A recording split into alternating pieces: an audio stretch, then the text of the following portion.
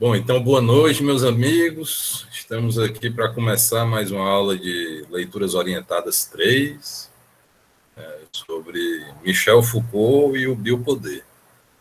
Então, na aula passada, a gente vinha discutindo exatamente esse texto, que é o capítulo final da História da Sexualidade, volume 1, do Michel Foucault, que é Direito de Morte e Poder sobre a Vida. O título já contém, num certo sentido, a oposição conceitual fundamental que vai ser feita ao longo do texto. Né? Direito de morte é o poder soberano, o poder de fazer morrer, o poder de matar. Poder sobre a vida é o biopoder, o poder de fazer viver. Né? Então, a gente via, na vez passada, exatamente que existe essa primeira distinção que é muito importante no pensamento do Foucault, né? A distinção entre o poder soberano e o biopoder. Né? Mais na frente, ele faz uma distinção que é interna à noção de biopoder, que é a distinção entre a disciplina e a biopolítica. A disciplina que incide sobre os indivíduos e a biopolítica que incide sobre as populações. Exatamente nesse ponto aí da discussão que a gente parou na vez passada. Né? Vocês querem dizer alguma coisa sobre isso aí, antes da gente retomar a leitura?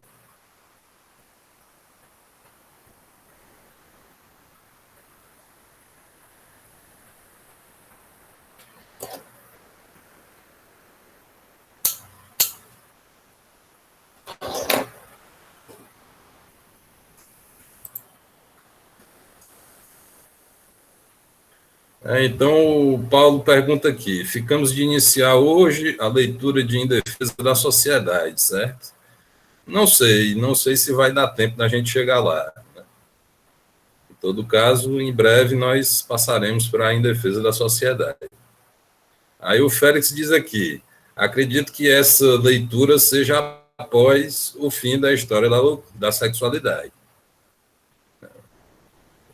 Você já tinha respondido aqui a pergunta, né? Então, vamos lá.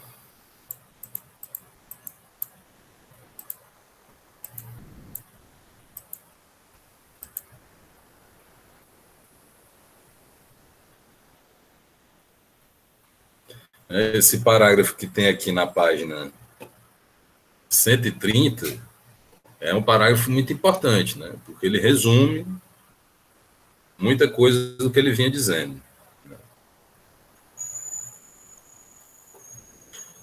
Ele fala do poder sobre a vida, que é exatamente o biopoder. E esse biopoder ele assume fundamentalmente duas formas, né? Duas formas principais.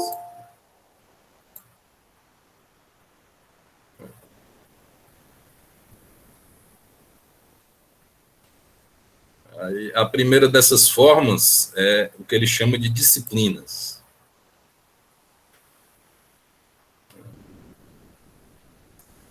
Tem a ver com o quê? Com adestramento, com ampliação das aptidões, com a extorsão das forças, né? Com o crescimento da utilidade e da docilidade dos sujeitos. Essas são as disciplinas. E aí, de um lado, o que ele chama aqui de controles reguladores, né? Ou seja, a biopolítica, que incide exatamente sobre a população. E aí ela vai procurar, né, tratar de que processos, né? A proliferação, os nascimentos, a mortalidade, o nível de saúde. Né? Então, por exemplo, a pandemia que nós estamos vivendo agora é objeto de biopolítica, tá certo? Né? Porque a biopolítica ela se interessa por isso, pela saúde da população. Um dos seus objetos é a saúde da população.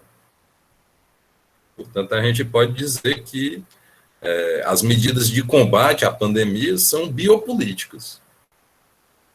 Elas visam a saúde da população.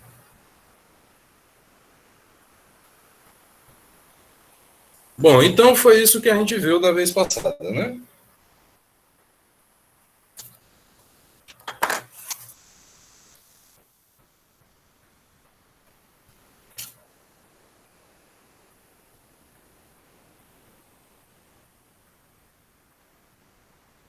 Essa parte aqui a gente também viu, né? A velha potência da morte, em que se simbolizava o poder soberano, é agora cuidadosamente recoberta pela administração dos corpos e pela gestão calculista da vida.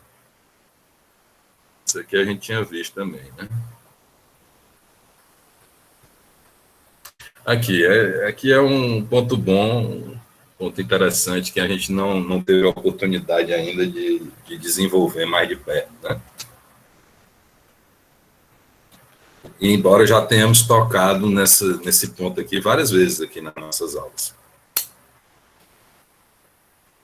Ele diz aí, esse biopoder, sem a menor dúvida, foi elemento indispensável ao desenvolvimento do capitalismo, que só pôde ser garantida à custa da inserção controlada dos corpos no aparelho de produção e por meio de um ajustamento dos fenômenos da população aos processos econômicos.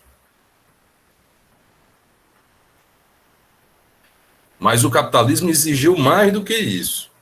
Foi-lhe necessário o crescimento tanto de seu reforço quanto de sua utilizabilidade e sua docilidade. Foram necessários ao capitalismo métodos de poder capazes de majorar as forças, as aptidões, a vida em geral, sem por isso torná-las mais difíceis de sujeitar. Então, essa é uma coisa complexa, né? Porque meio complicado, né? Porque de um lado se trata de aumentar a força do sujeito, mas de outro não se trata de tornar esse sujeito mais difícil de sujeitar, né? Se trata de torná-lo mais sujeitável, embora mais forte também, né? Aí ele diz, se o desenvolvimento dos grandes aparelhos de Estado, como instituições de poder, garantiu a manutenção das relações de produção, os rudimentos de anátomo e de biopolítica inventados no século XVIII, como técnicas de poder presentes em todos os níveis do corpo social e utilizadas por instituições bem diversas, a família, o exército, a escola, a polícia, a medicina individual ou a administração das coletividades, agiram no nível dos processos econômicos, do seu desenrolar, das forças que estão em ação em tais processos e os sustentam. Operaram também como fatores de segregação e de hierarquização social, agindo sobre as forças respectivas, tanto de uns como de outros, garantindo relações de dominação e efeitos de hegemonia. O ajustamento da acumulação dos homens ad capital, a articulação do crescimento dos grupos humanos, a expansão das forças produtivas e a repartição diferencial do lucro, foram, em parte, tornados possíveis pelo exercício do biopoder com suas formas e procedimentos múltiplos. O investimento sobre o corpo vivo, sua valorização e a gestão distributiva de suas forças foram indispensáveis naquele momento.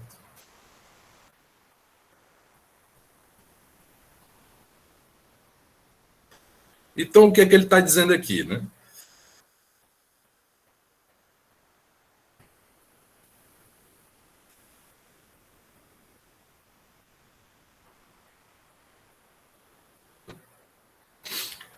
O tema desse parágrafo é biopoder e capitalismo. Ele está dizendo que existe uma relação entre o biopoder e o capitalismo. Existe uma relação de complementaridade entre o biopoder e o capitalismo. A gente pode dizer, né? Como ele diz aqui, o ajustamento da acumulação dos homens à do capital. Então, de um lado, você tem um processo de acumulação de homens, de sujeitos. De outro, você tem um processo de acumulação de capital, de riqueza. Então, você tem aí dois processos. De um lado, você tem o processo de produção econômica, produção de bens, mercadorias. Você tem o modo de produção, né, que preside esse processo, que no caso da sociedade contemporânea é um modo de produção capitalista. Então, de um lado você tem isso, o processo de produção de bens e mercadorias. Só que de outro você tem um outro processo, que é o processo de produção de seres humanos. É o processo de produção da mão de obra. Né? É o processo de produção dos sujeitos, que vão exatamente trabalhar nesse processo econômico. Porque sem esses sujeitos não existe o processo econômico. E esses dois processos, eles correm em paralelo. Entendeu? Mas o que explica o processo de produção de bens e mercadorias é o quê? É basicamente o marxismo. É a análise marxista do capitalismo. O que explica o processo de produção de sujeitos já não é o marxismo. É uma espécie de genealogia do poder, genealogia do biopoder. E aí você pode perguntar o seguinte: bom, se há essa relação, né, entre a acumulação de bens e a acumulação de homens, entre o capitalismo e o biopoder, será que a gente pode dizer que o biopoder é determinado pelo capitalismo? Ou seja, as transformações que ocorrem no que diz respeito às técnicas de poder, no que diz respeito às políticas, às medidas que são aplicadas para produzir os sujeitos, elas são determinadas pelo capitalismo? Elas são determinadas pela esfera econômica da sociedade? Ou será que é o inverso? Será que é o biopoder que determina o capitalismo? O que eu tenho defendido aqui várias vezes já é exatamente a ideia de que existe uma determinação de mão dupla, uma relação de determinação de mão dupla, em que, em parte, o desenvolvimento do biopoder responde a exigências feitas pelo capitalismo. Mas, em parte, o próprio capitalismo também se transforma devido a exigências que são colocadas pelo desenvolvimento das relações de poder, dos instrumentos de poder. Então, existe uma determinação bionívoca, uma codeterminação entre esses dois aspectos.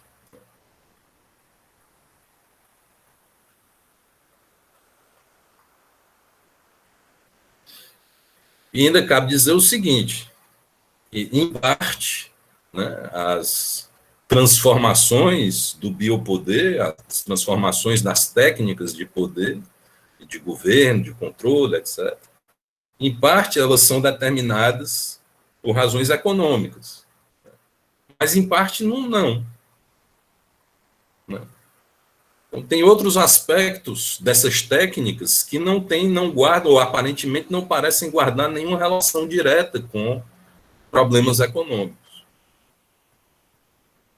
Você vê, por exemplo, o processo de refinamento da relação médico e paciente na medicina, ele não obedece simplesmente a uma lógica econômica.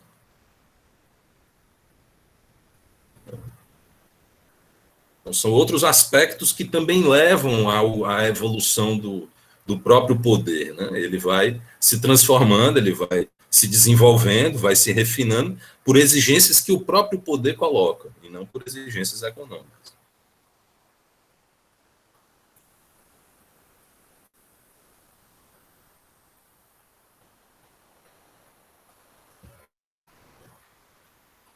Então ele diz aí, sabemos quantas vezes se colocou a questão do papel de uma moral ascética, papel que uma moral ascética teria tido em toda a primeira formação do capitalismo.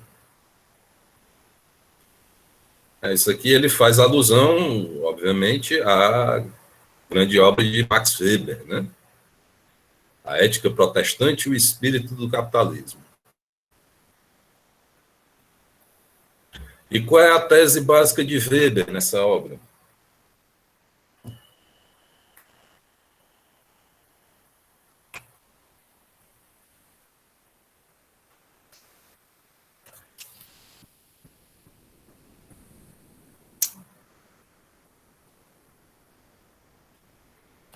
A tese básica de Weber nessa obra aí é bem simples. Ele vai dizer o seguinte: foi a ética dos protestantes o que possibilitou a acumulação de capital que foi necessária para que se desse a Revolução Industrial. Para fazer uma coisa como uma Revolução Industrial, né, montar fábricas e, né, reunir uma série de esforços, tudo isso, os custos são muito altos. Então, se você não tiver bastante capital acumulado, você não consegue fazer isso. Mas como é que o capital foi acumulado? Ou ainda, quem foi que acumulou capital? Quem havia mais acumulado capital na Europa, naquela fase ali, eram exatamente os protestantes. Por que os protestantes? Porque os protestantes eles têm uma espécie de moral ascética, né? Ou seja, uma moral de poucos prazeres, de pouca festa, de pouca, né, de gastar pouco, economizar. Né? Então, eles já têm essa concepção de juntar, de economizar, enfim, por razões que não são estritamente econômicas. Na verdade, o que leva o protestante a economizar é, em primeiro lugar, uma razão moral, uma razão religiosa. Né? É pecado fazer festa, é pecado sair gastando dinheiro de qualquer jeito. Né? O que vai me levar para a salvação é se eu juntar o meu dinheiro. Então, essa visão, esses valores, eles são fornecidos para os protestantes, em primeiro lugar, pela religião, pelo protestantismo. Só que esses valores cumprem uma função econômica que é muito importante, porque são eles que possibilitam que haja acumulação de capital para que, né, o primeiro impulso da Revolução Industrial seja dado.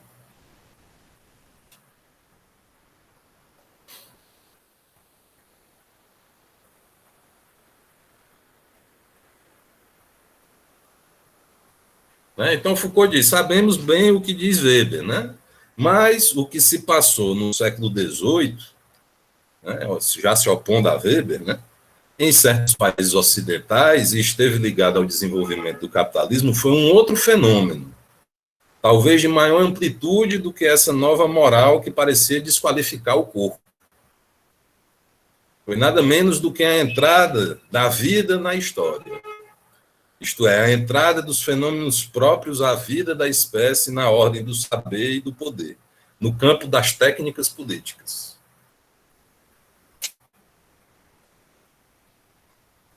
O nascimento do biopoder corresponde ao momento em que a vida, em sentido biológico, se torna objeto do poder. E esse momento em que a vida se torna objeto do poder é um momento crucial também na história do capitalismo. Né?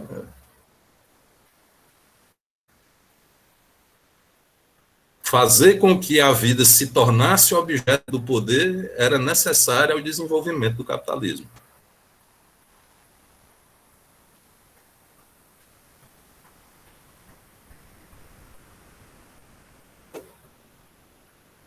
Ao contrário, a pressão biológica sobre o histórico fora, durante milênios, extremamente forte. A epidemia e a fome constituíam as duas grandes formas dramáticas desta relação que ficava, assim, sob o signo da morte.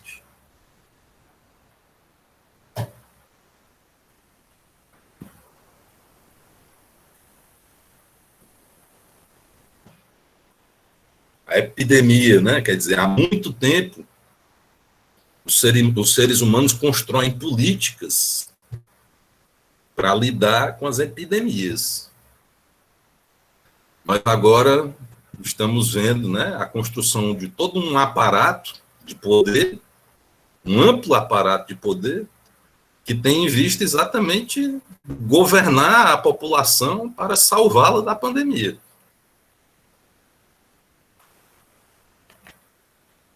Mas se, né, as epidemias já eram há muito tempo objeto de políticas, tem uma coisa que parece que essa nova tecnologia de poder aí, né, que está associada ao combate à pandemia, tem uma novidade aí. A novidade é que é uma tecnologia de poder que se aplica a toda a humanidade. Isso nunca tinha acontecido.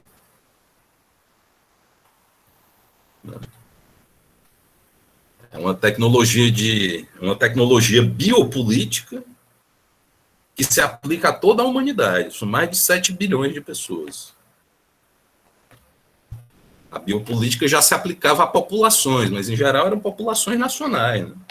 População de um país, de outro, ou segmentos menores no interior de certas populações.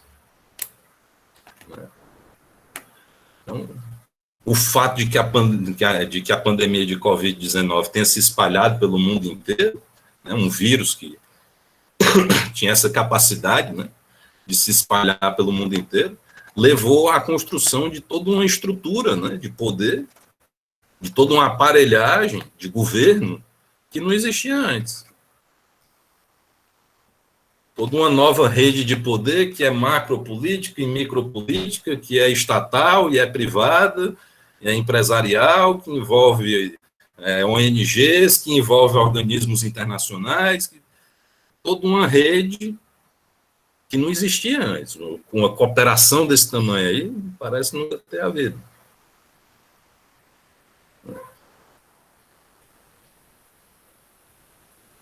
Para falar a verdade, a gente talvez devesse dizer o seguinte, que a humanidade como um todo já tinha sido objeto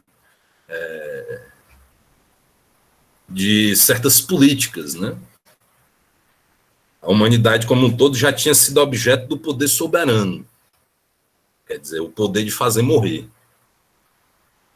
Quando no início dos anos 1960, né, nós atingimos a capacidade de, né, pelas armas nucleares, destruir a humanidade inteira, né, nós já tínhamos isso.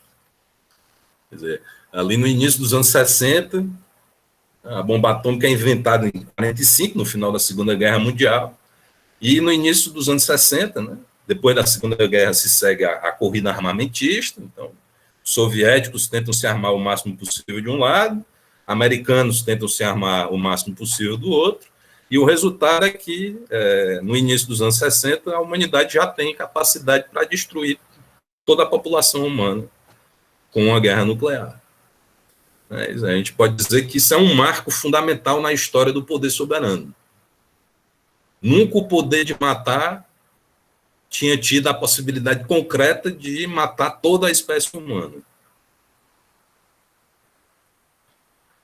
O que nós estamos presenciando agora é uma coisa bem diferente disso.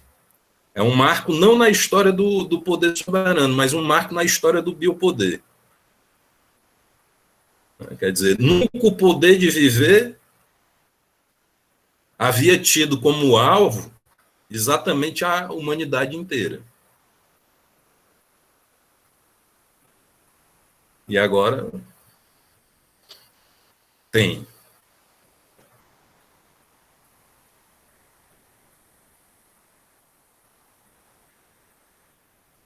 Agora, provavelmente, vocês vão dizer que eu sou bolsonarista, né?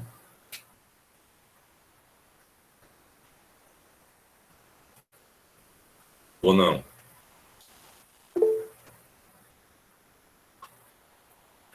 Diga aí, Paulo.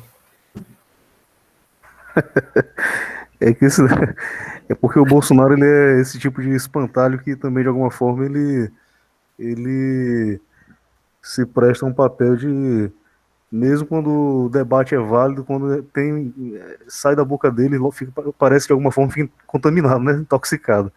Mas essas interdições biopolíticas elas estão muito presentes sim, né? Ainda que sejam vulgarizadas pela boca de gente desqualificada, né?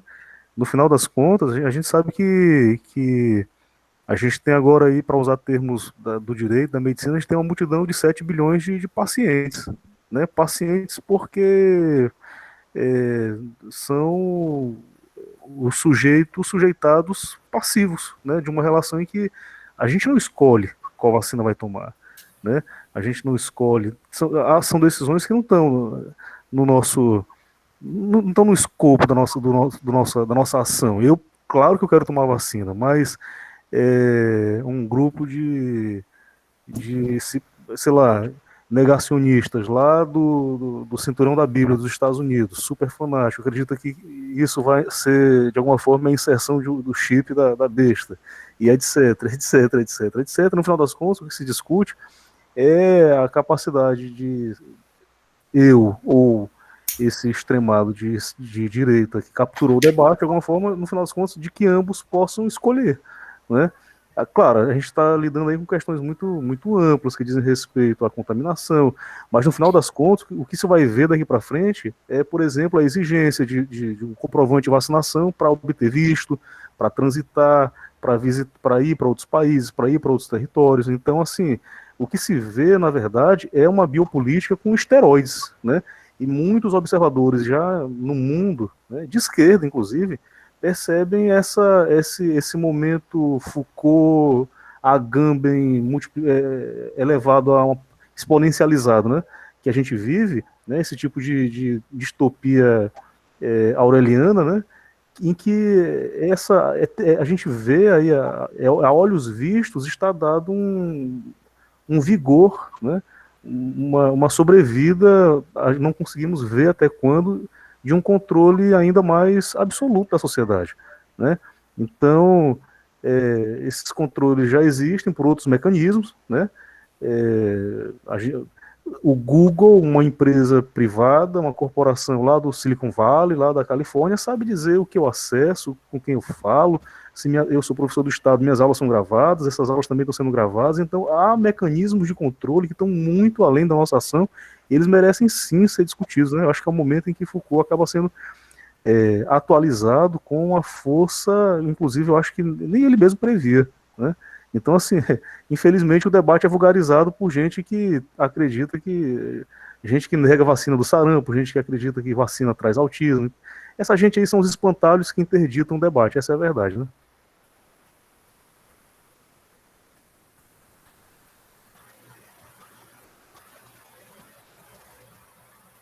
É uma coisa que eu acho que é o seguinte: um dia a pandemia vai acabar, entendeu? Só que esse aparato de saber e de poder que se construiu, né, para erradicar a pandemia, esse aparato vai continuar aí, com outras finalidades, mas vai continuar. Todo esse aprendizado governamental que houve aí em torno da pandemia, né, como lidar com a população mundial, entendeu? Esse é o problema. Os grupos econômicos de Doha, né, aquela elite mundial do mundo financeiro já fala num grande reset. Então há sim uma grande expectativa daqueles que são os donos do jogo em manter as estruturas de controle, observação, vigilância como estão, né? É como você está falando, a pandemia passa e essas estruturas de saber poder realmente permanecerão. A pandemia é um grande laboratório para a construção de uma nova tecnologia de poder, entendeu? Uma tecnologia capaz de governar a humanidade toda.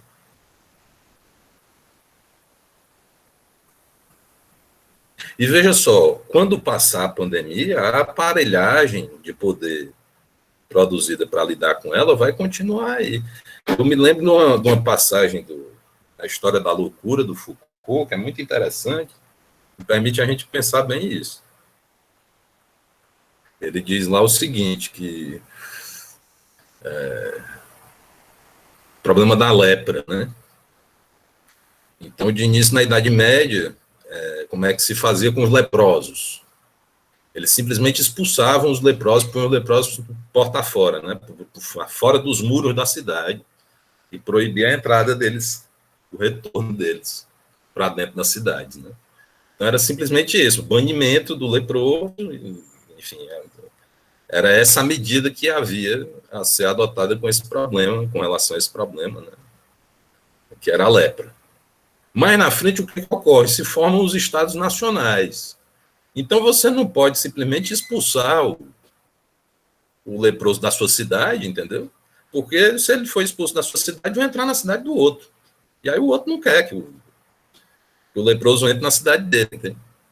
Então, eles têm que desenvolver uma tecnologia para cuidar do leproso dentro da cidade, e não mais expulsá-lo. E aí são criados os leprosários. Só que por volta de meados da Idade Clássica, o negócio funciona, a medicina avança e a lepra é erradicada da Europa. Não tem mais lepra.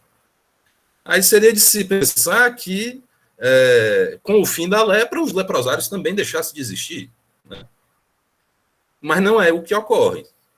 O que ocorre é que os leprosários continuam a existir, só que eles são transformados em outras instituições. Eles são transformados em hospícios. E os loucos passam a ocupar o lugar dos leprosos, dos antigos leprosos. Então você vê que mudou o alvo, né? A aparelhagem de poder perdeu o seu alvo, né? Num determinado momento, mas ainda assim ela continuou a funcionar, continuou a existir, né? Até que surgiu um novo alvo. E aí você tem toda a genealogia dos hospícios que vem até os dias de hoje.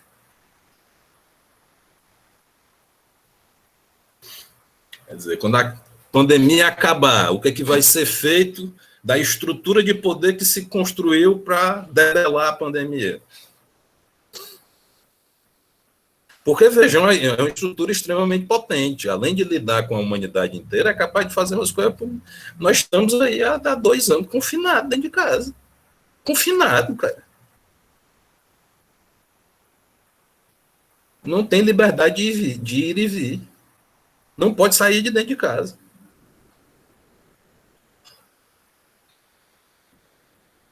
O tempo inteiro agora tem que usar máscara, não pode ter contato pessoal, uma série de coisas, evitar aglomeração, não pode ter manifestação pública,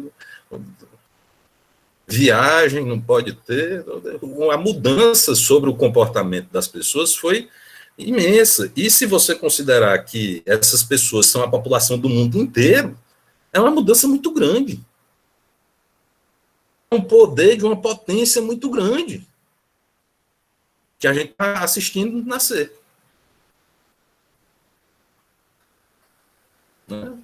A potência só é comparável à potência do poder soberano, que era capaz de, apertando um botão, né, disparar a bomba atômica, iniciar uma guerra nuclear e destruir o mundo todo, a população do planeta todo em poucos dias.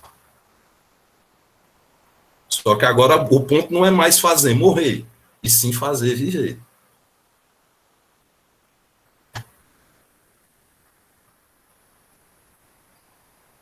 Agora eu tenho medo que esse tipo de ideia acabe sendo assimilada por certos setores da direita, tá entendendo? Por certas figuras nesse sentido aí, e que usem isso, que vejam nisso, de certa forma, fundamento para as coisas que o Bolsonaro faz e etc. Entendeu? Então, eu tenho medo desse tipo de discurso, né? Tenho receio de publicar um texto nesse sentido agora, nesse momento, porque talvez não seja estrategicamente uma coisa boa, tá entendendo? De se fazer. Esse é o problema, cara. Esse é o problema, porque esses espantalhos interditam um debate que sempre esteve no campo progressista, agora é vulgarizado pela boca dessa gente, né?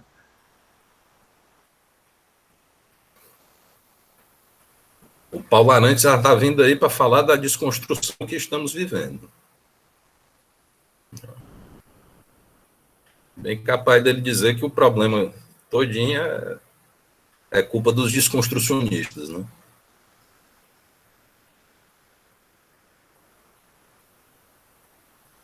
Outro ponto, né? Essa questão do negacionismo.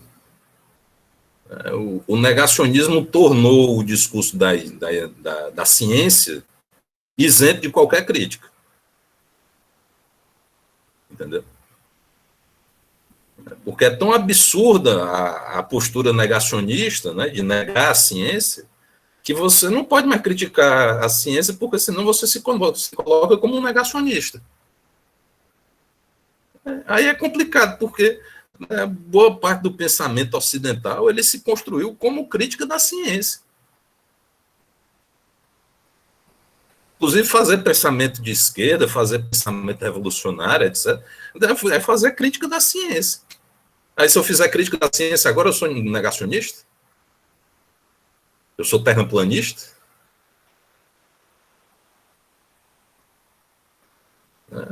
Outro problema é que a gente está enredado aí no presente.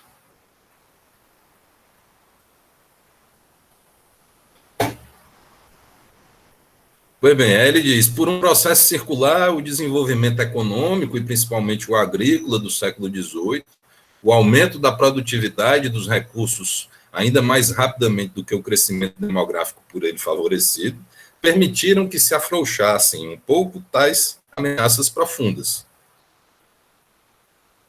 A era das grandes devastações da fome e da peste, salvo alguns recrudescimentos, encerrou-se antes da Revolução Francesa. A morte começava a não mais fustigar diretamente a vida, mas, ao mesmo tempo, o desenvolvimento dos conhecimentos a respeito da vida em geral, a melhoria das técnicas agrícolas, as observações e medidas visando a vida e a sobrevivência dos homens, contribuíram para esse afrouxamento. Um relativo domínio sobre a vida afastava algumas das iminências da morte. No terreno assim conquistado, organizando e ampliando, os processos da vida são levados em conta por procedimentos de poder e de saber que tentam controlá-los e modificá-los. O homem ocidental aprende pouco a pouco o que é ser uma espécie viva num mundo vivo, ter um corpo, condições de existência, probabilidade de vida, saúde individual e coletiva, forças que se podem modificar e um espaço em que se pode reparti-las de modo ótimo.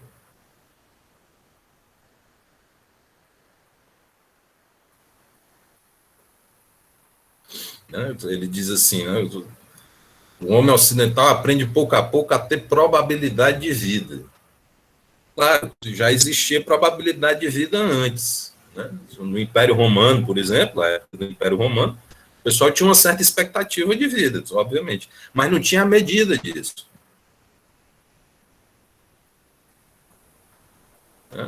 Havia a expectativa de vida, mas não havia o conceito de expectativa de vida, não havia a medida da expectativa de vida das pessoas.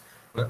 Isso, o conceito ainda não tinha aparecido. O conceito só vai aparecer depois do século XVIII, depois da Revolução Francesa. Então, a partir de agora, né, se passa a saber qual é a expectativa de vida de uma população. Você passa a ter o conceito e passa a ter a pesquisa que permite, né, fornecer aquele dado.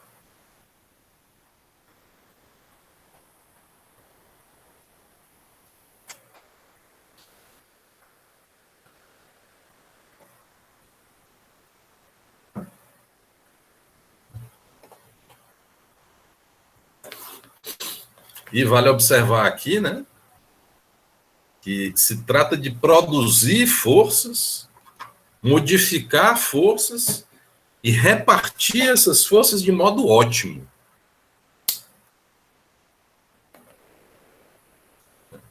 Encontrar o melhor ajuste possível entre as forças para que você tenha mais produtividade. Essa coisa da otimização, o governo pelo ótimo, né? Pela primeira vez na história, sem dúvida, o biológico reflete-se no político.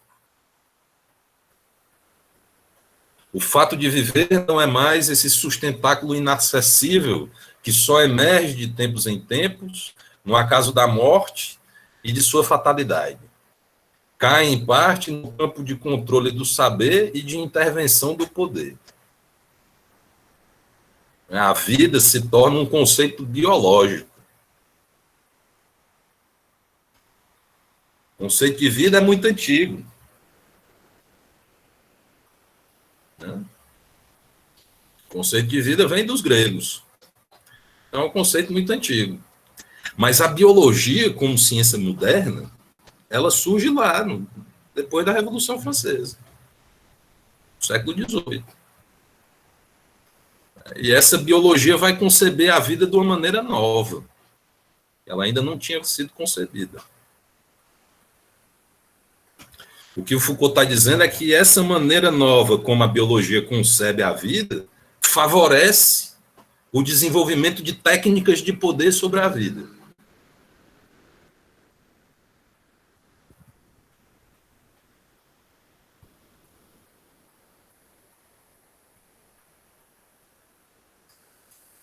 Né? Então, o poder não estará mais somente às voltas com os sujeitos de direito, os quais seu último acesso, sobre os quais seu último acesso é a morte. Veja, o poder soberano tinha como súdito um sujeito de direito. Sujeito de direito esse que o soberano, né, podia retirar a vida, de que ele podia retirar a vida. A soberania se exprimia exatamente nessa capacidade do soberano de fazer morrer esse sujeito de direito. Mas era um sujeito de direito que estava lá. Tinha alguns direitos, tinha certos direitos.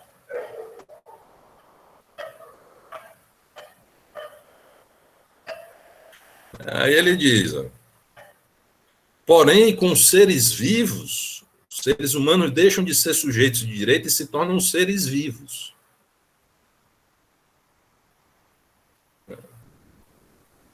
E o império que poderá exercer sobre eles deverá situar-se no nível da própria vida. O ser humano deixa de ser um conceito jurídico, um conceito político, e passa a ser um conceito biológico. Esse processo é um processo que, por exemplo, vários autores descrevem esse processo, né? Processo de naturalização do ser humano. Um dos autores que descreve isso é o Agamben. Ele fala exatamente da redução do homem, né, do ser humano, do sujeito de direitos, à vida nua. A vida nua, o que é a vida nua? Né? Ou a mera vida, como dizia o Walter Benjamin, né? Bloßes Leben. A mera vida. É aquele ser orgânico, biológico, meramente vivendo ali. Não tem mais nada de humano, propriamente. Então, o exemplo favorito do Agamben é exatamente no campo de concentração, né? Os muçulmanos, no campo de concentração, que eles estão ali completamente privados de qualquer espécie de humanidade. Já não tem mais nada de humanidade, só resta, né, aquele monte de células ali que arqueja e tenta continuar vivo. Então, existe aí, né, no nascimento do biopoder, um processo de naturalização do ser humano, de transformação do ser humano em um conceito biológico.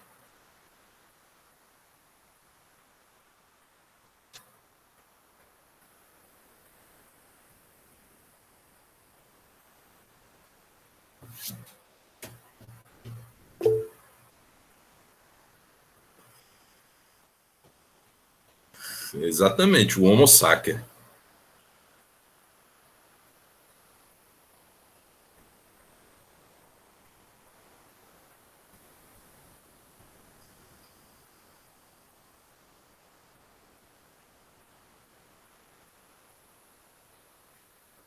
É o fato do poder encarregar-se da vida mais do que da ameaça da morte que lhe dá acesso ao corpo. O poder se encarrega da vida. De certa forma, um dos pressupostos, né, para que uma biopolítica universal possa passar a existir, ou seja, uma biopolítica da população humana inteira, né, possa passar a existir, está exatamente nessa naturalização do ser humano. Se você não considerar o ser humano como, né, um ser biológico, você não consegue lidar com ele em termos populacionais. Você atribui a ele vários outros parâmetros, talvez você não seja capaz de lidar com ele em termos tão massivos.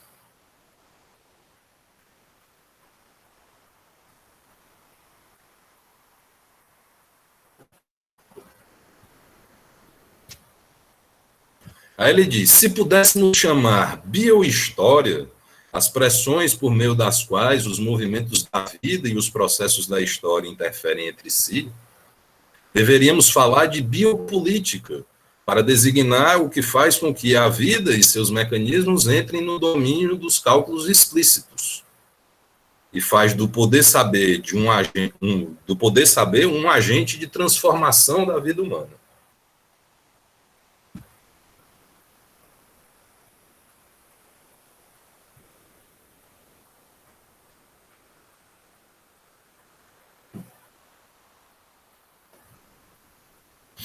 Primeiro, ele formula a hipótese aí de uma biohistória.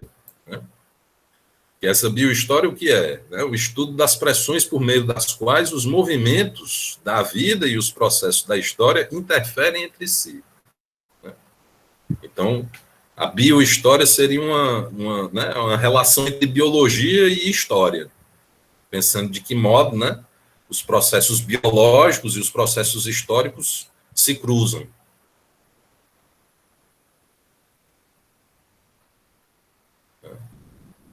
Bom, se fosse possível falar nesses termos, né, ele diz que deveríamos falar de uma biopolítica, que faz essa mesma relação. Né? Lá era a relação entre biologia e história, só que aqui vai ser a relação entre biologia e política.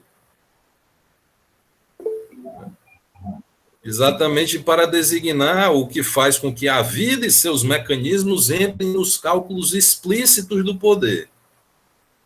Então, a biopolítica é aqui que nasce essa forma de poder, que nasce a partir do momento em que a vida, no sentido biológico, se torna objeto de cálculos explícitos por parte do poder.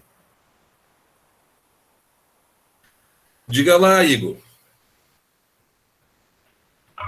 Eu não sei se eu compreendi bem a noção, mas é possível pensar essa noção de biohistória de um ponto de vista mais macro, quer dizer, retirando aquela concepção de história escalonada, causal, e pensando mais em uma noção de história onde, não sei se a palavra função é mais correta, mas onde organicamente as coisas vão se organizando e daí para frente tomando determinados rumos do ponto de vista da biohistória.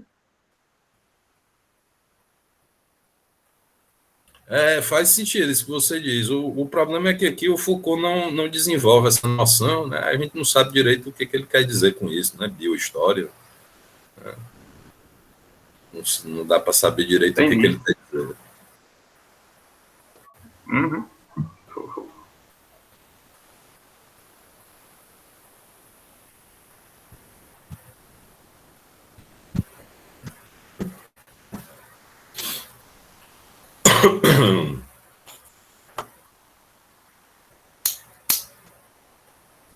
Aí ele diz: não é que a vida tenha sido exaustivamente integrada em técnicas que a dominem e gerem. Ela lhes escapa continuamente. Então, a vida ela é sempre dotada dessa capacidade de resistir, de fugir. Né? A vida é, nesse sentido, que foge. Nós jogamos nossas redes, nossas teias conceituais, tentando, né, segurar a vida, mas ela escapa por entre os dedos, que nem a água, quando você bota na mão, você tenta segurar, ela foge. Essa capacidade de resistência da vida aí é característica dela.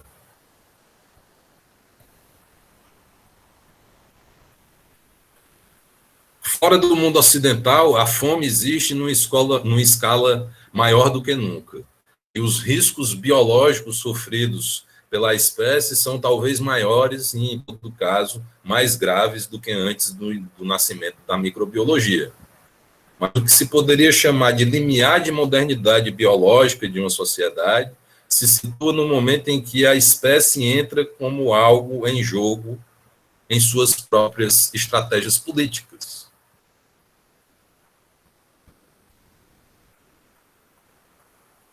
O homem, durante milênios, permaneceu o que era para Aristóteles, um animal vivo e, além disso, capaz de existência política. O homem, Aristóteles define um homem como um animal político, né? Essa é a definição. O homem é um animal que vive na polis, diferente dos outros animais que vivem na natureza. Ora, com o nascimento do biopoder, com o nascimento da biopolítica, esse estatuto político do homem vai ser removido. É por isso ele diz, né, durante milênios, o homem permaneceu o que era para Aristóteles. O homem moderno, porém, é um animal em cuja política sua vida de ser vivo está em questão. O que está em questão é exatamente a vida em sentido biológico, e não mais em sentido político.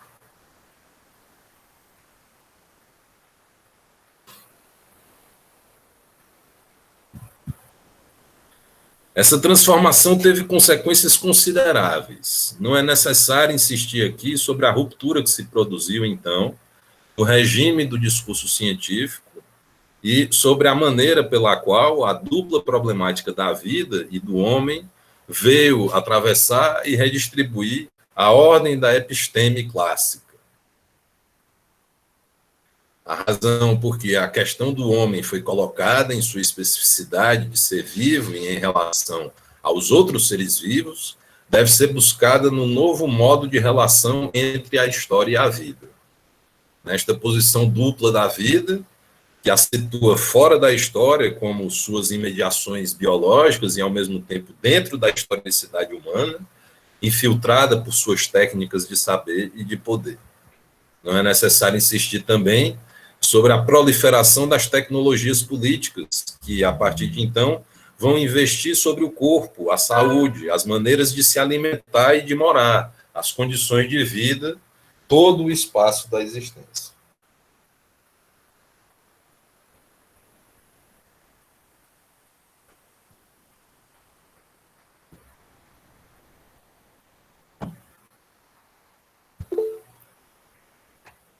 Diga lá, Paulo. Essa passagem me lembra muito. Ok, que aí é um momento mais avançado da trajetória intelectual do Foucault, mas em Vigiar e Punir, que já antecipa muita coisa do que é visto, né, dali para frente, ele tem em uma passagem ele fala que o indivíduo entra na história, né, pela mão por meio dos mecanismos disciplinares, né? Então é uma triste entrada do indivíduo na história na medida em que, aí ele dá um exemplo, para você ter acesso à história de reis, príncipes, monarcas, dos sultões, etc., você tinha acesso a essas figuras, né, de grande relevo, por assim dizer, porque elas tinham seus escribas que relatavam seus feitos, maquiavam uma coisa ou outra, mas tinham pessoas à sua disposição para escrever nos seus grandes feitos. Os indivíduos na história da modernidade para cá, eles entram na história a contrapelo, porque nós já deixamos vestígios, né? Cartão de vacinação, o boletim escolar, o histórico da universidade. Então, há muito mais relato documental a nosso respeito do que houve para qualquer rei do passado, por mais notável que ele tenha sido. Então, essa entrada do indivíduo na história se dá, segundo Foucault, né, por meio dos mecanismos disciplinares. Então, a ideia da biopolítica, né, o saber-poder, né, é dado, para usar também outra expressão que ele gostava de utilizar, né, é dado visibilidade, dizibilidade ao indivíduo na medida em que não é ele que está dando, não é ele que está dizendo, né, são os mecanismos disciplinares.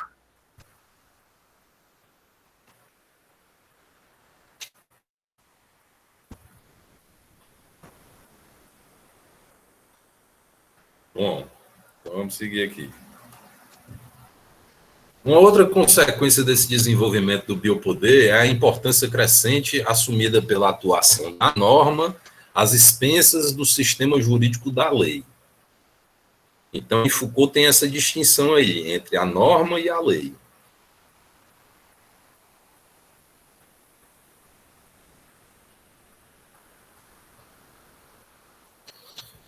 A lei é uma regra de direito.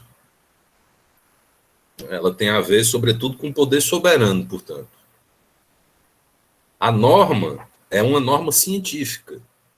É um padrão de normalidade, na realidade. É a definição do que é normal. E que, portanto, vai ter a ver com a disciplina e a biopolítica. Certo? Ele diz aí, a lei não pode deixar de ser armada, e sua arma por excelência é a morte.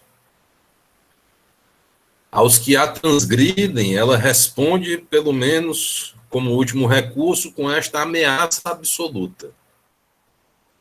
A lei sempre se refere ao gládio, à espada. Né? E é de fato isso, quer dizer, aqui quando ele usa essa expressão ameaça absoluta, né, a noção de ameaça, simplesmente, ele capta uma coisa que é da essência do discurso jurídico. Né? Por que se você fizer dirigir um e-mail a um colega de trabalho, né, colocando que ele deve apresentar alguma coisa, ou do contrário, você vai fazer uso dos dispositivos contidos no Código Processual Civil, no Código Processual Penal, bem como os dispositivos constitucionais, né, sem prejuízo da ação, né, cabível, etc. Por que quando você faz esse discurso jurídico aí, a pessoa que recebe isso aí, ela se espanta, né? Ela, ai, meu Deus, o que eu vou fazer? Eu conheço várias pessoas que, se receberem uma carta desse tipo aí, elas se sentem completamente, assim, perdidas. Isso por quê? Porque o discurso do direito, ele articula isso, entendeu? A ameaça.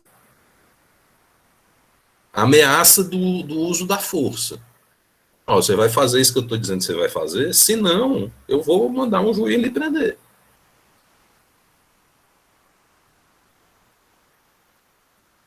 Então, o discurso jurídico, né, a ameaça jurídica é a essência do discurso jurídico.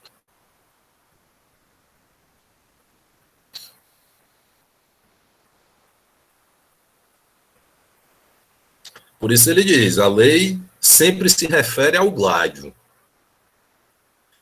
Mas um poder que tem a tarefa de se encarregar da vida terá necessidade de mecanismos contínuos, reguladores e corretivos. Tá entendendo? Só a lei não vai funcionar mais para esse novo tipo de poder. Já não se trata de pôr a morte em ação no campo da soberania, mas de distribuir os vivos em um domínio de valor e utilidade. Um poder dessa natureza tem de qualificar, medir, avaliar, hierarquizar, mais do que se manifestar em seu fausto mortífero. Não tem que traçar a linha que separa os súditos obedientes dos inimigos do soberano. Opera distribuições em torno da norma. Então, o que é normal e o que não é. E como você faz para normalizar o que não é normal. A ortopedia, né? Não se trata de matar as pessoas, né? nem propriamente de escravizá-las, né? Explorá-las, né? Se trata de fazer antes uma certa ortopedia, para que a pessoa se corrija e funcione ela mesma de uma determinada forma. Não quero dizer que a lei se apague ou que as instituições de justiça tendem a desaparecer. Isso aqui é uma observação importante. E muitas vezes se pensa o seguinte, que com o nascimento da biopolítica, o poder soberano deixou de existir, mas não é isso. O que há é um processo de acoplamento. O que há é uma nova estrutura de poder mais ampla, no interior da qual o poder soberano, a lei, o direito, vão aparecer como um dos elementos.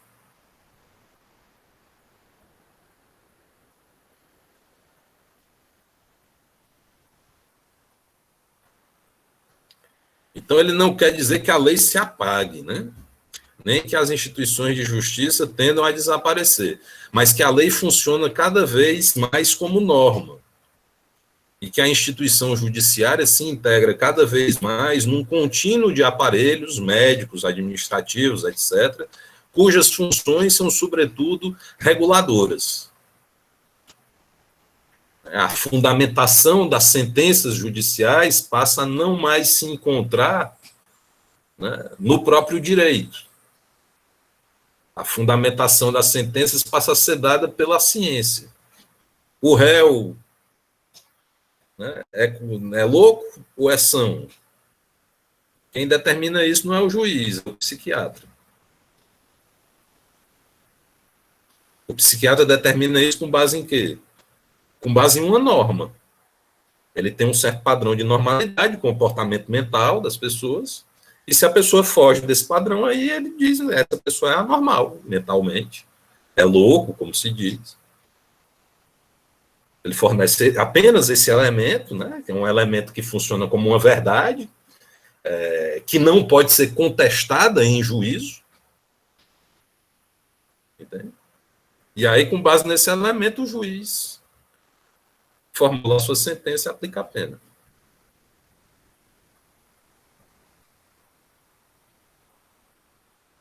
O Foucault ele chega a usar a palavra parasitagem da lei pela norma.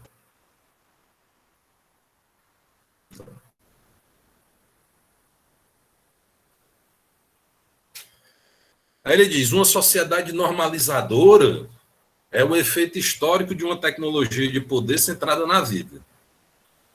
Por referência às sociedades que conhecemos até o século XVIII, nós entramos em uma fase de regressão jurídica.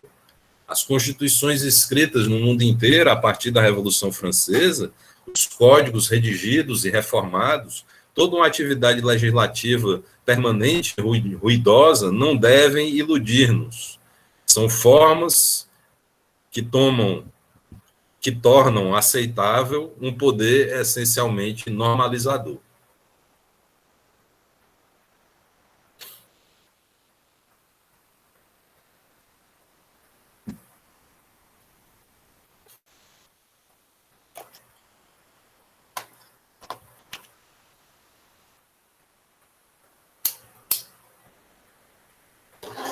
E contra esse poder ainda novo no século XIX, as forças que resistem se apoiaram exatamente naquilo sobre que ele investe, isto é, na vida e no homem enquanto ser vivo.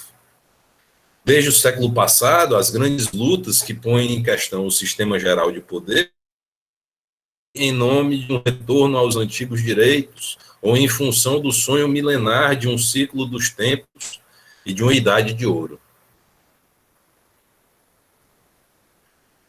Já não se espera mais o imperador dos pobres, nem o reino dos últimos dias, nem mesmo o reestabelecimento apenas das justiças que se creem ancestrais.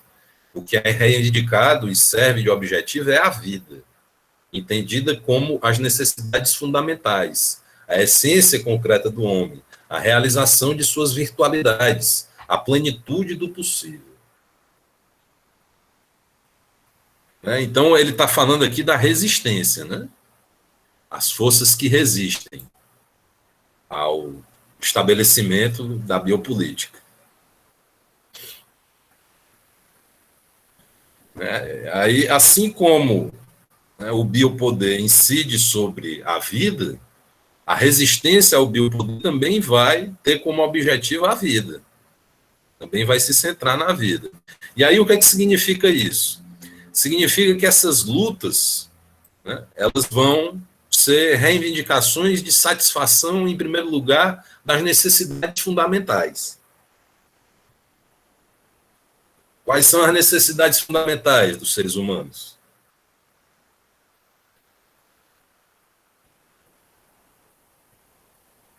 Aqui é Marx.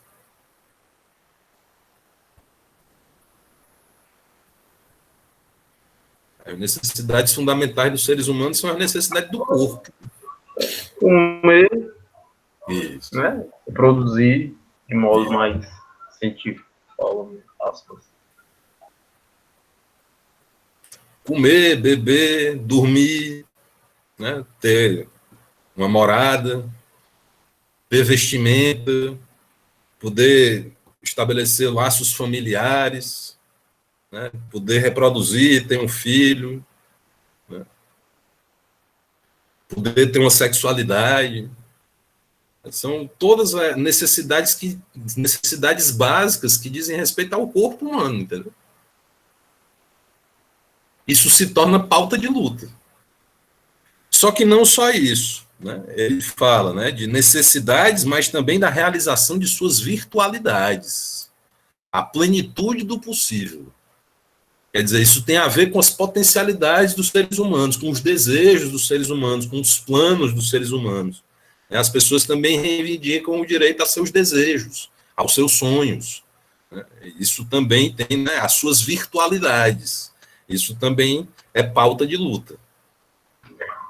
Acho essa posição, inclusive, muito mais marxista do que de alguns marxistas, né?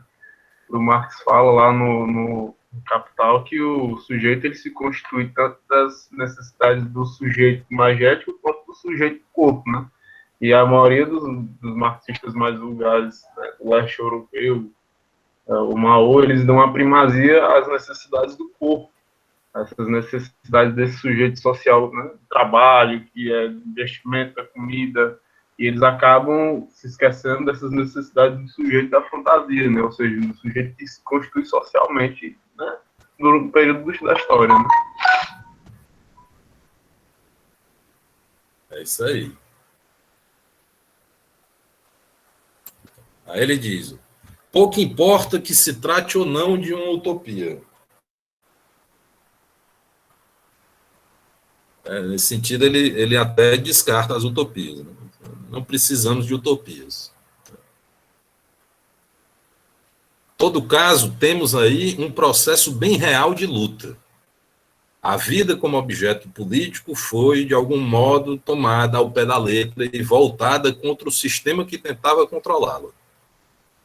Foi a vida, muito mais do que o direito, que se tornou o objeto de lutas políticas, ainda que essas últimas se formulem através de afirmações de direito.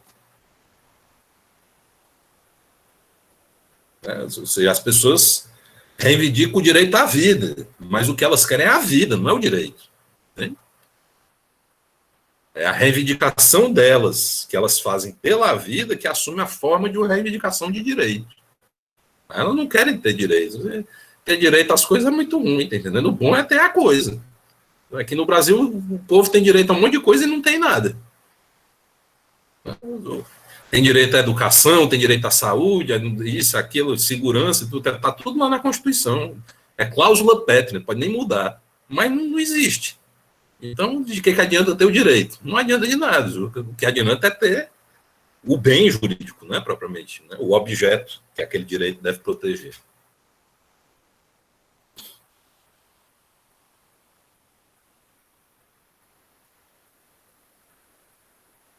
Então, o direito à vida, ao corpo, à saúde, à felicidade. Né? Então, felicidade é um conceito bem mais amplo do que o que você possa restringir simplesmente à satisfação das necessidades corporais. Né? A satisfação das necessidades. O direito, acima de todas as opressões ou alienações, de encontrar se é e tudo o que se pode ser. De encontrar o que se é e tudo o que se pode ser. Então ele brinca aqui com aquela coisa nietzschiana, né, do tornar-se o que se é. O direito de tornar-se o que se é. E o que se pode ser. Esse direito, entre aspas, tão incompreensível para o sistema jurídico clássico, foi a réplica política a todos esses novos procedimentos de poder, que, por sua vez, também não fazem parte do direito tradicional da soberania.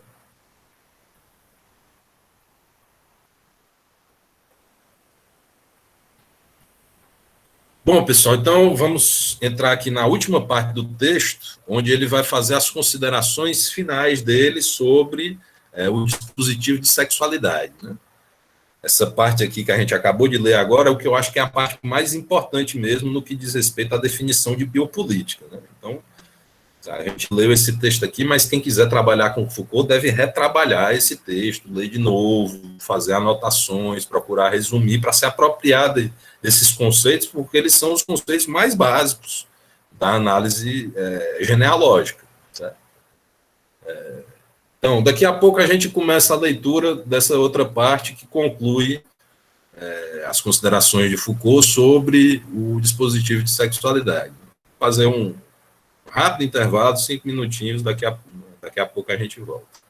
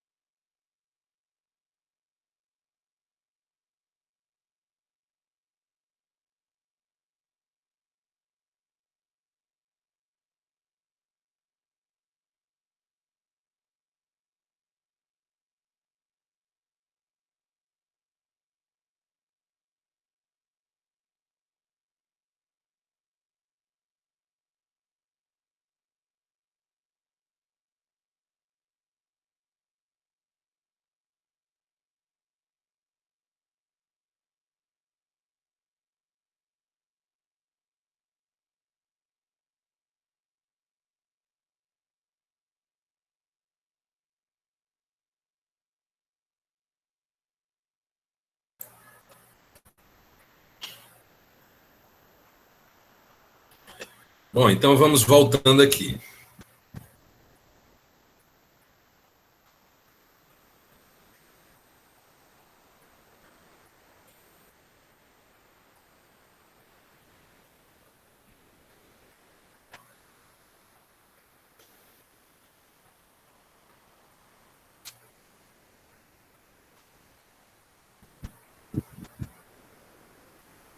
Você pediu a palavra, Paulo?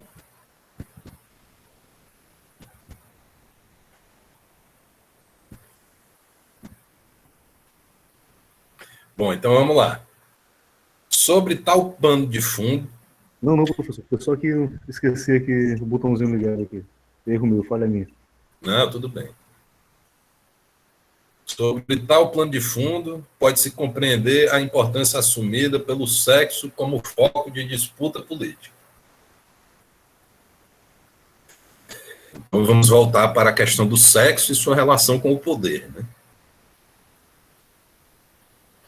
É que ele se encontra na articulação entre os dois eixos ao longo dos quais se desenvolveu a tecnologia política da vida. De um lado, faz parte das disciplinas do corpo: adestramento, intensificação e distribuição das forças, ajustamento e economia das energias. Do outro, o sexo pertence à regulação das populações, por todos os efeitos globais que induz. Então, veja só, por que o sexo é importante? Porque o sexo ele se encontra exatamente no ponto de articulação entre as disciplinas e a biopolítica. Ele tanto tem a ver com o indivíduo, quanto tem a ver com a população. Ele tem a ver como o indivíduo e é um ponto de apoio fundamental para o exercício de operações de poder sobre os indivíduos, mas ele também é um ponto de apoio para a realização de operações de poder sobre a população. Então, o sexo é um objeto estratégico, né? Permite compreender exatamente a articulação entre disciplina e biopolítica.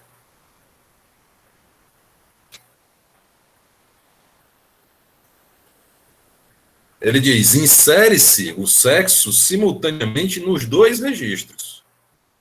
Dá lugar a vigilâncias infinitesimais, a controles constantes, a ordenações espaciais de extrema meticulosidade, a exames médicos ou psicológicos infinitos, a todo um micropoder sobre o corpo.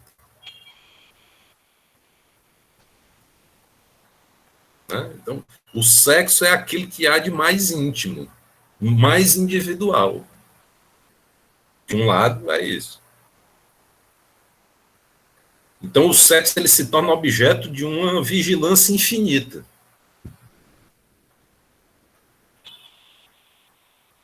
Ele se torna objeto de um exame médico e psicológico infinito. Então, toda uma micropolítica que ele diz que existe aí. Mas também o sexo dá margem a medidas maciças, a estimativas estatísticas, a intervenções que visam todo o corpo social ou grupo tomados globalmente.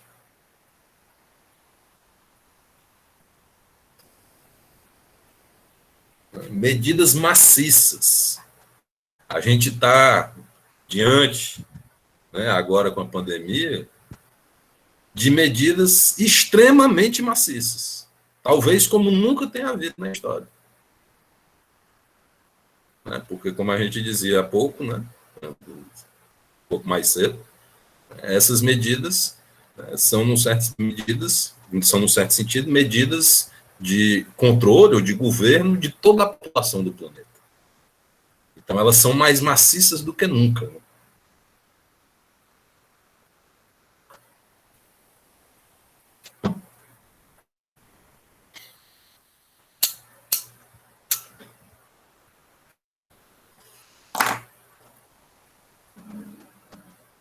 O sexo é acesso ao mesmo tempo à vida do corpo e à vida da espécie. Servimos-nos dele como matriz das disciplinas e como princípio das regulações. É por isso que no século XIX a sexualidade foi esmiuçada em cada existência, nos seus mínimos detalhes. Foi desencavada nas condutas, perseguida nos sonhos, suspeitada por trás das mínimas loucuras, seguida até os primeiros anos da infância. Tornou-se a chave da individualidade. Ao mesmo tempo, o que permite analisá-la e o que torna possível constituí-la. Mas vemos-la também tornar-se tema de operações políticas, de intervenções econômicas, por meio de incitações ou freios à procriação, de campanhas ideológicas de moralização ou de responsabilização. É empregada como índice da força de uma sociedade, revelando tanto sua energia política como seu vigor biológico. De um polo a outro dessa tecnologia do sexo, escalona-se toda uma série de táticas diversas que combinam, em proporções variadas, o objetivo da disciplina do corpo e o das regulações da população.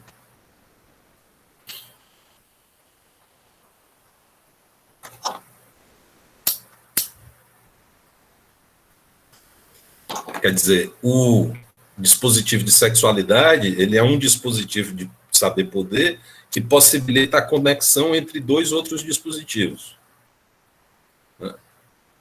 O dispositivo disciplinar e o dispositivo biopolítico.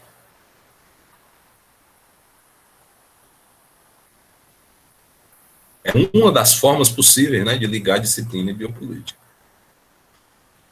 Daí a importância das 4 grandes linhas de ataque ao longo das quais a política do sexo avançou nos últimos 2 séculos.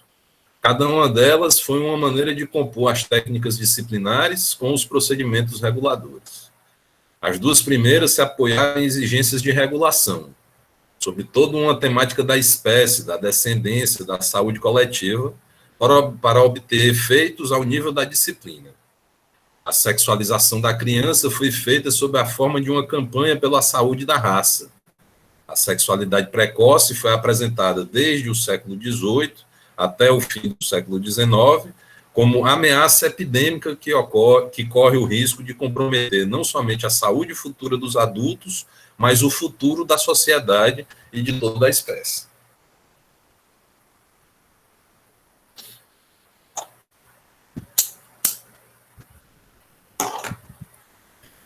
A esterilização das mulheres, que levou a uma medicalização minuciosa de seus corpos, de seu sexo, fez-se em nome da responsabilidade que elas teriam no que diz respeito à saúde de seus filhos, à solidez da instituição familiar e à salvação da sociedade.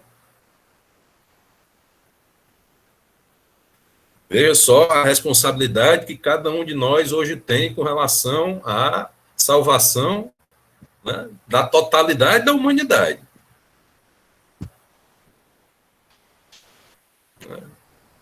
A televisão insiste sobre esse ponto aí diariamente há quase 2 anos. A responsabilidade de cada um, a consciência de cada um. Ou seja, num certo sentido, a própria consciência é um dispositivo de poder, entendeu? É um aparato de poder que está dentro do sujeito para dominá-lo, de dentro. A consciência. É nesse sentido que Nietzsche fala, por exemplo, né, da consciência da culpa. A consciência culpada.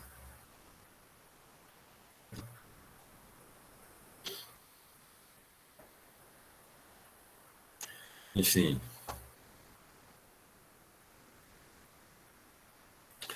Foi a relação inversa que ocorreu quanto ao controle da natalidade e a psiquiatrização das perversões. Neste caso, a intervenção era de natureza reguladora, mas devia apoiar-se na exigência de disciplinas e adestramentos individuais. De um modo geral, na junção entre o corpo e a população, o sexo tornou-se o alvo central de um poder que se organiza em torno da gestão da vida, mais do que da ameaça da morte.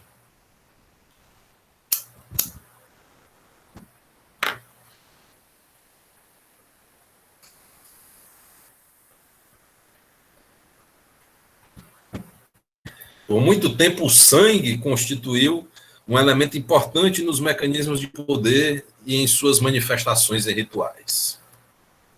Para uma sociedade onde predominam os sistemas de aliança, a forma política do soberano, a diferenciação em ordens e castas, o valor das linhagens, para uma sociedade em que a fome, as epidemias e as violências tornam a morte iminente, o sangue constitui um dos valores essenciais.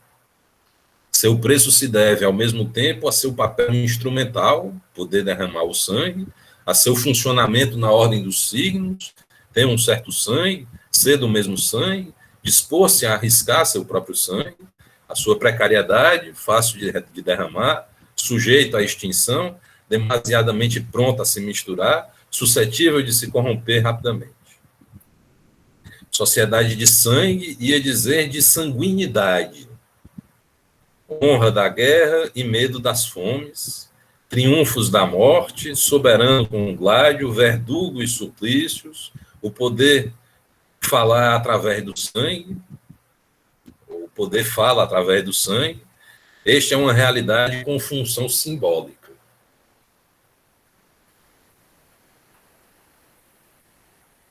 Quanto a nós, estamos em uma sociedade do sexo, ou melhor, de sexualidade. Os mecanismos de poder se dirigem ao corpo, à vida, ao que a faz proliferar, ao que reforça a espécie, seu vigor, sua capacidade de dominar, ou sua aptidão para ser utilizada. Saúde, progenitura, raça, futuro da espécie, vitalidade do corpo social, o poder fala da sexualidade para a sexualidade. Quanto a esta, não é marca ou símbolo, é objeto e alvo. O que determina sua importância não é tanto sua raridade ou sua precariedade, quanto sua insistência, sua presença insidiosa, o fato de ser, em toda parte, provocada e temida. O poder a esboça,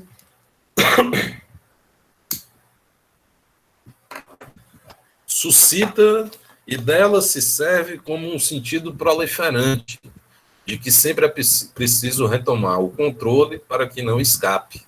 Ela é um efeito com valor de sentido. Não pretendo dizer que uma substituição do sangue pelo sexo resuma, por si só, as transformações que marcam o limiar de nossa modernidade. O que tenta exprimir não é a alma de duas civilizações ou o princípio organizador de duas formas culturais. Busco as razões pelas quais a sexualidade, longe de ter sido reprimida na sociedade contemporânea, está, ao contrário, sendo permanentemente suscitada. Foram os novos procedimentos do poder, elaborados durante a época clássica e postos em ação no século XIX, que fizeram passar nossas sociedades para uma simbólica do sangue, de uma simbólica do sangue para uma analítica da sexualidade.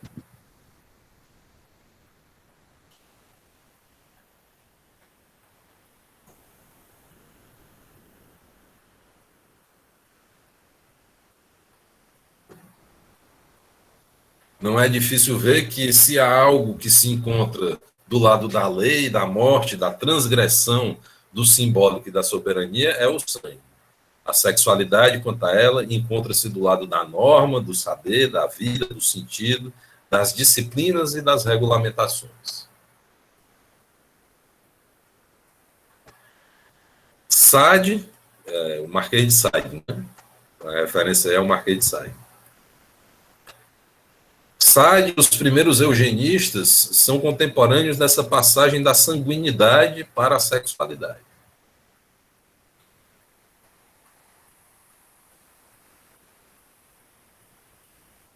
Mas enquanto os primeiros sonhos de aperfeiçoamento da espécie deslocam todo o problema do sangue para uma gestão bastante coercitiva do sexo, a arte de determinar os bons casamentos, de provocar as fecundidades desejadas, de garantir a saúde e a longevidade das crianças, enquanto a nova ideia de raça tende a esmaecer as particularidades aristocráticas do sangue para voltar-se apenas para os efeitos controláveis do sexo, Sade vincula a análise exaustiva do sexo aos mecanismos exasperados do antigo poder de soberania e aos velhos prestígios inteiramente mantidos do sangue. Este corre ao longo de todo o prazer. Sangue do suplício e do poder absoluto, sangue da casta que se respeita em si mesmo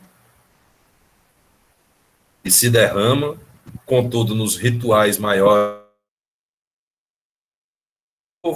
se verte à vontade, porque o que corre em suas veias não é digno nem de ser mencionado.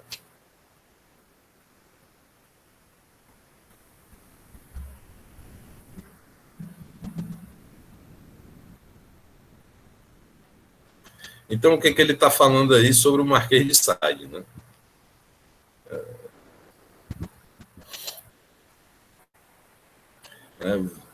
Sade vincula a análise exaustiva do sexo, né? Então Sade faz uma análise exaustiva do sexo, aos mecanismos exasperados do antigo poder de soberania. Quais são esses mecanismos? São os mecanismos de tortura, do suplício.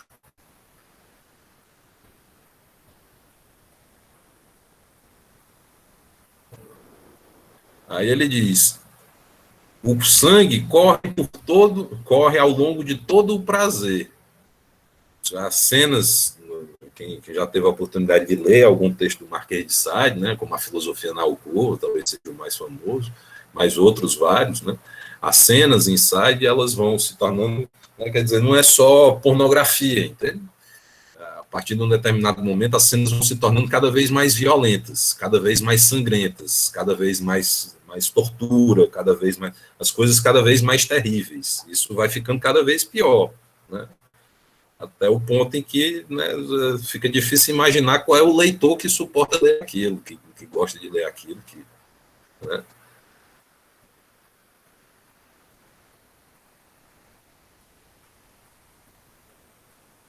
O sadismo é uma perversão, é considerado atualmente uma perversão, e consiste exatamente em sentir prazer de fazer sofrer, né? Sentir prazer de ver o outro sentir dor, sentir prazer de fazer dor, né? Provocar dor ao outro. O inverso disso é o masoquismo, que é o prazer de sentir dor. A pessoa sente prazer em sentir dor, sente prazer em que um outro seja sádico com ela, né? Mas, enfim, o que nos interessa é o sadismo, né? E o sadismo é isso, ele junta o prazer à violência. E aí, tentando tornar o prazer extremado, o máximo possível, ele torna a violência também o máximo possível extremado.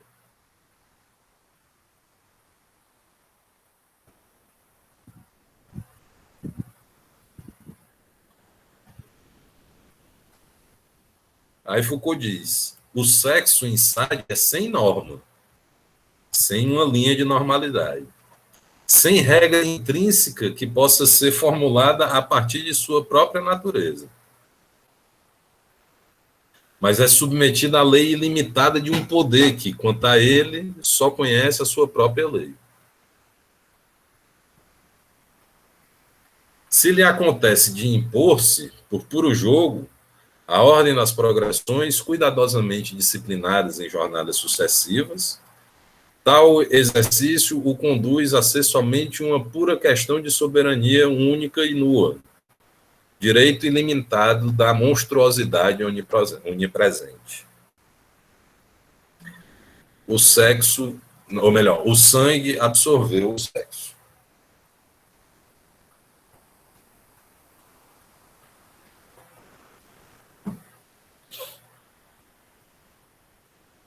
A lei em Sade, o imperativo em Sade é o imperativo do desejo.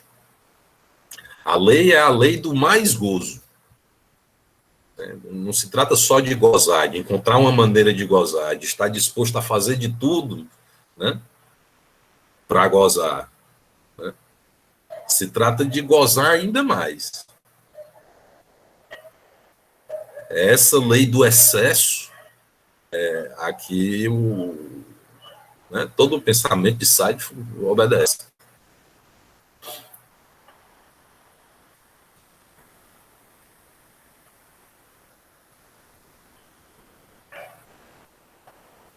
E aí, quando isso acontece, o que você tem é um direito ilimitado da monstruosidade onipotente. O que você tem é um processo no qual o sangue absorve por completo o sexo.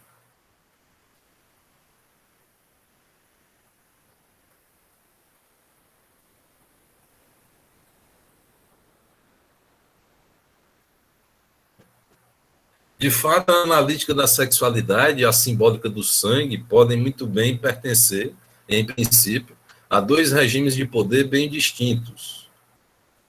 Mas não se sucederam, nem tampouco esses próprios poderes, sem justaposições, interações ou ecos. De diferentes maneiras, a preocupação com o sangue e a lei tem obcecado há quase 2 séculos a gestão da sexualidade. Duas dessas interferências são notáveis. Uma devido à sua importância histórica, outra pelos problemas teóricos que coloca. Ocorreu a partir da segunda metade do século XIX, que a temática do sangue foi chamada a vivificar e a sustentar, com toda uma profundidade histórica, o tipo de poder político que se exerce através dos dispositivos de sexualidade. O racismo se forma nesse ponto. Racismo em sua forma moderna, estatal, biologizante. Toda uma política do povoamento, da família, do casamento, da educação, da hierarquização social, da propriedade, e uma longa série de intervenções permanentes ao nível do corpo, das condutas, da saúde, da vida cotidiana, receberam então cor e justificação em função da preocupação mítica de proteger a pureza do sangue e fazer triunfar a raça.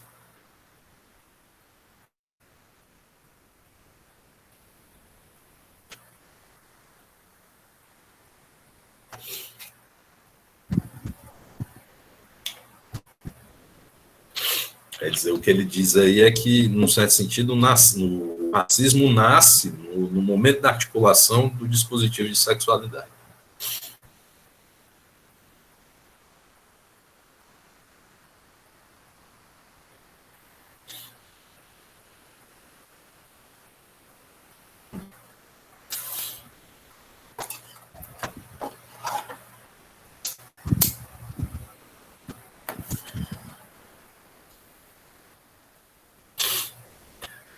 Aí ele continua, sem dúvida, o nazismo foi a combinação mais ingênua e mais ardilosa porque ingênua, dos fantasmas do sangue com os paroxismos de um poder disciplinar.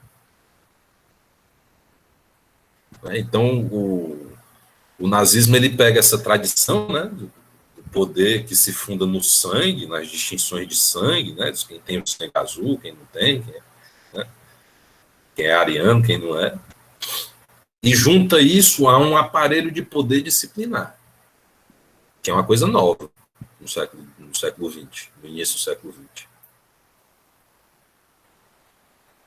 Está entendendo? O nazismo, que é uma experiência mais concreta, ele é uma forma de articulação de diferentes dispositivos de poder.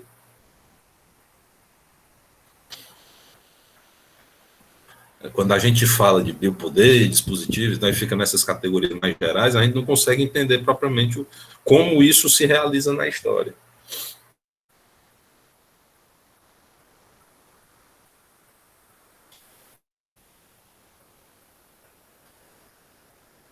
Então o nazismo é isso aí, cadê o...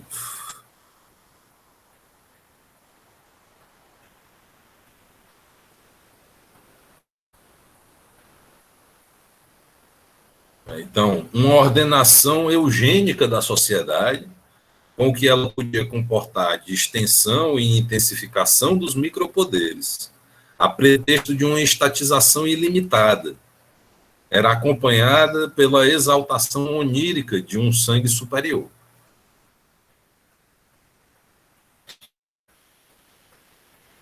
Esta implicava, ao mesmo tempo, o genocídio sistemático dos outros e o risco de expor a si mesmo a um sacrifício total. Porque esse ponto aí é muito importante. Tá entendendo? Em toda a mística nazista, tem essa coisa do sacrifício.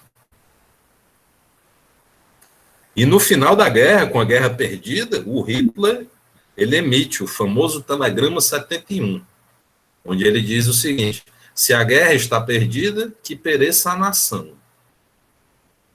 Então ele conclama a nação inteira, não só militares, mas toda a nação alemã, a continuar na guerra até o fim, mesmo que vá morrer todo mundo, porque não faz sentido continuar a existir se a guerra vai se perder. Então tem essa coisa do sacrifício total. O Deleuze vai dizer, o nazismo não é um aparelho de Estado. O nazismo é uma máquina de guerra, extremamente destrutiva, extremamente destruidora, que destrói tudo até que acaba destruindo a si próprio. Ele é nihilista nesse sentido. Né? Ele é suicida. O nazismo é suicida. É um movimento humano, político, suicida. E que pode, né, que tenta levar para o buraco a humanidade inteira.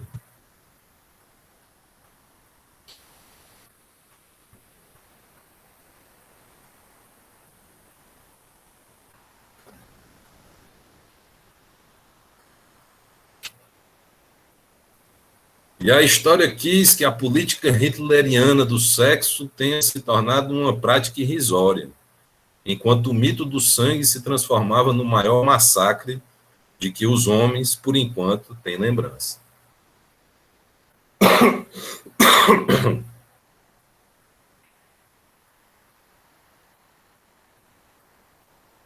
No extremo oposto, pode-se, a partir deste mesmo fim do século XIX, seguir o esforço teórico para reescrever a temática da sexualidade no sistema da lei, da ordem simbólica e da soberania. É uma honra política para a psicanálise, ou pelo menos para o que pôde haver nela de mais coerente, ter suspeitado isto desde o seu nascimento, ou seja, a partir de sua linha de ruptura com a neuropsiquiatria da degenerescência, do que poderia haver de irreparavelmente proliferante nesses mecanismos de poder que pretendiam controlar e gerir o cotidiano da sexualidade. Daí o esforço freudiano, sem dúvida por reação ao grande crescimento do racismo que lhe foi contemporâneo,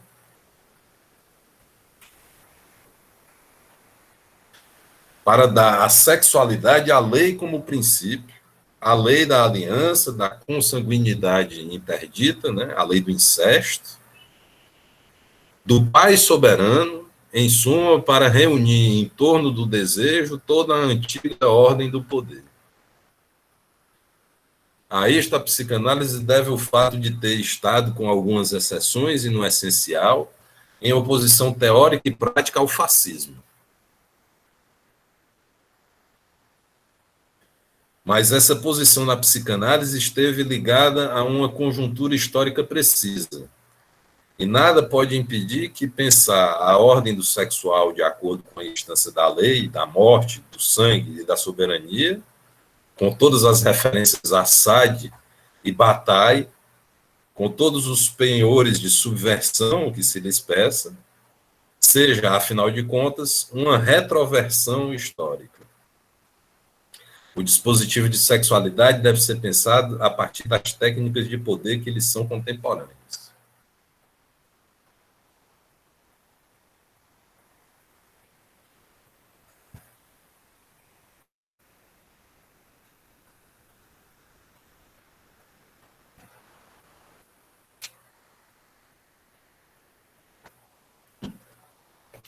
Então, esse parágrafo aqui ele é muito interessante para a gente pensar, né, todas as considerações que o Foucault faz nessa obra sobre a psicanálise. Ele é um parágrafo que condensa muita coisa, tá entendendo? Do posicionamento de Foucault acerca da psicanálise. Você vê que o tratamento permanece irônico, né? Em um certo sentido, né? Ele não está propriamente aderindo, né? De forma alguma aderindo às ideias da psicanálise. Né? Ele diz até que é uma honra, né? Você quer dizer, que começa, você pensa até que ele vai fazer um elogio, né? Mas, na medida em que a frase se desenrola, você vai percebendo que o elogio não é tão grande assim, né? O elogio já é uma crítica.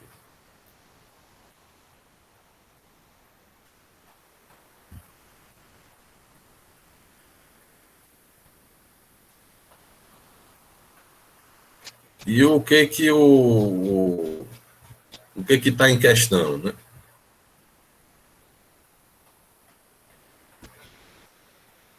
Quer dizer, do ponto de vista político, por que a psicanálise se torna interessante, né, nesse momento aí, momento de articulação dessas políticas em torno do sexo, né, um dispositivo de sexualidade. Por que a psicanálise se torna interessante? Né? A psicanálise ela percebe o que poderia haver de irreparavelmente proliferante nesses mecanismos de poder. Ou seja, ela percebe que esses mecanismos de poder estão avançando demais. Que eles pretendem controlar e gerir o cotidiano da sexualidade. Então, no certo sentido, a psicanálise faz um gesto tendo em vista defender, no certo sentido, a sexualidade das pessoas dessa apropriação pelo poder. E é com isso, exatamente, que a psicanálise toma um partido em relação ao fascismo. Toma partido em relação ao racismo.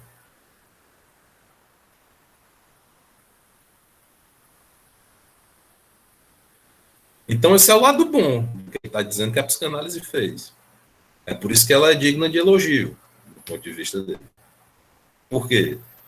Porque a sexualidade que estava se tornando refém dos racistas e dos fascistas, agora tem uma proteção, uma salvaguarda que é feita pela psicanálise. Então, esse é o lado bom. É o lado ruim, entretanto. O lado ruim é que, para fazer essa proteção à sexualidade, a psicanálise precisa montar toda uma estrutura de poder soberano, a partir da qual ela interpreta a sexualidade.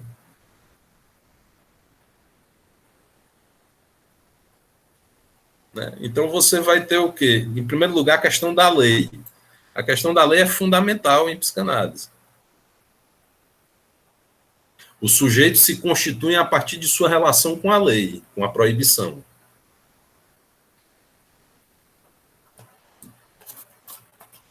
Se eles vão obedecer essa proibição, se eles vão transgredir essa proibição, se eles vão ignorar essa proibição simplesmente.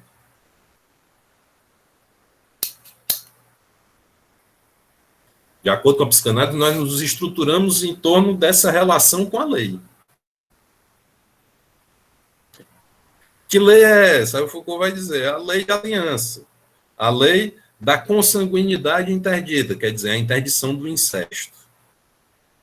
A lei do pai soberano. Então, o pai, em psicanálise, é um outro conceito fundamental.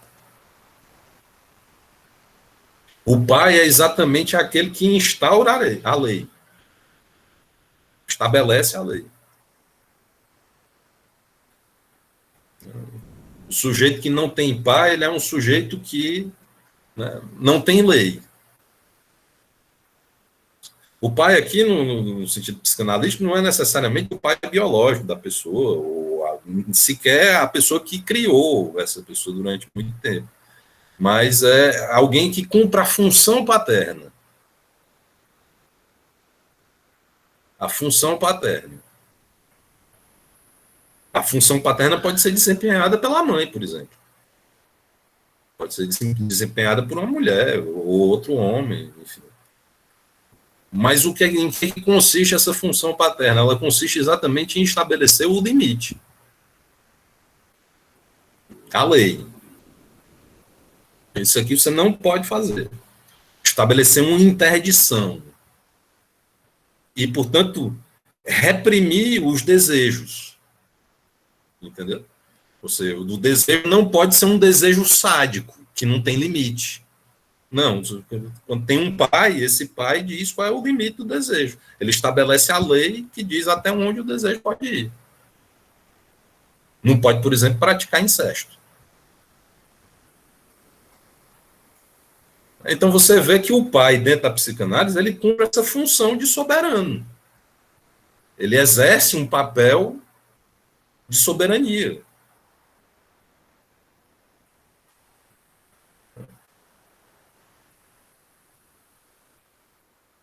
Enfim, esse é o propósito da psicanálise, do ponto de vista de Foucault.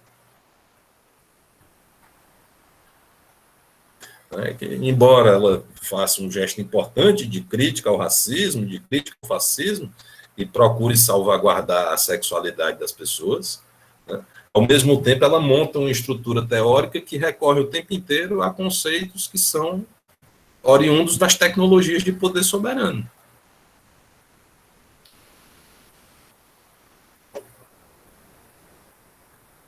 Como foi aí, País?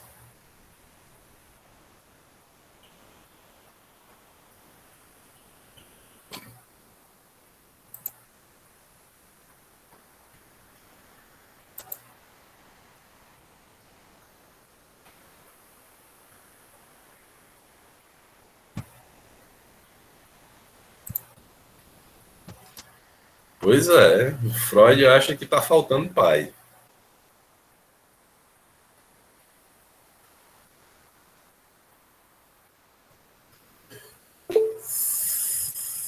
Tá mesmo, né?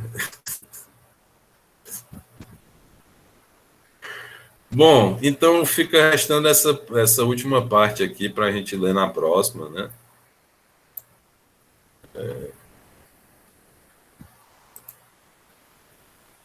São 8h30. Vocês têm aí alguns minutos, se alguém quiser, né, para fazer alguma observação, algum comentário, colocar mais alguma questão.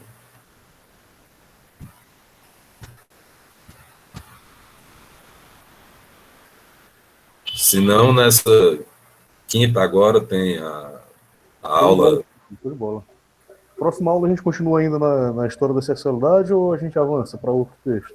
A gente vai concluir essa obra aí, né, e depois vai passar para Defesa da Sociedade. Show de bola. Tá legal. Então, na quinta, como eu estava dizendo, tem a aula com o Paulo Arantes, né, a aula inaugural do mestrado. Deve ser bastante interessante aí para vocês, né? É isso, meus amigos. Então, agradeço aí pela participação e nos vemos na próxima semana. Grande abraço a todos.